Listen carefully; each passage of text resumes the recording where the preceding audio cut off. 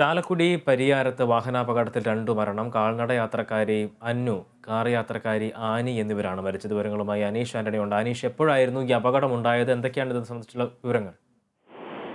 AB, ഇന്ന് പുലർച്ചെ 6 മണിയോടെയായിരുന്നു ഇത്തരമൊരു അപകടമുണ്ടായത്. അപകടത്തിൽ രണ്ട് സ്ത്രീകൾ ദാരുണമായി മരണപ്പെട്ടു.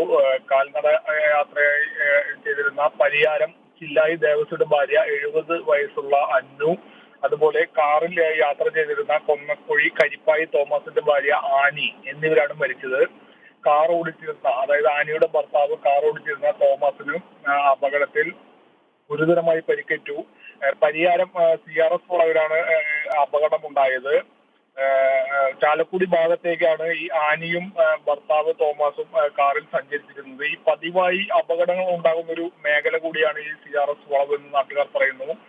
ഈ മരിച്ച അന്നു പള്ളിയിലേക്ക് പോകുന്നതിനിടെയാണ് അപകടത്തിൽപ്പെട്ടത്. അന്നു ഒന്നുകിൽ റോഡ് മുറിച്ച് കടക്കുന്നതിനിടയിലോ അല്ലെങ്കിൽ നിയന്ത്രണം വിട്ട കാറ് അന്നുവിന്റെ ദേഹത്തേക്ക് പാഞ്ഞു കയറിയോ ആണ് അപകടമുണ്ടായത്. ഇക്കാര്യത്തിൽ വ്യക്തത വന്നിട്ടില്ല.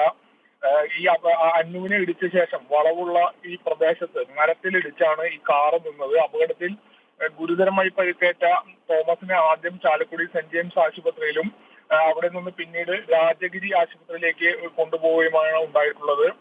അതേസമയം മരണപ്പെട്ട ആനയുടെയും അതുപോലെ അന്നുവിന്റെയും മൃതദേഹം മോർച്ചറിയിൽ സൂക്ഷിച്ചിരിക്കുകയാണ് തുടർ നടപടികൾക്കായി. എത്തി രാവിലെയാണ് അപകടമുണ്ടായത്. 2 പേരാണ് ഈ അപകടത്തിൽ മരിച്ചത്. വിവരങ്ങൾ നൽകിയായിരുന്നു തൃശ്ശൂരിൽ നിന്നും അനീഷ് ആന്റണി.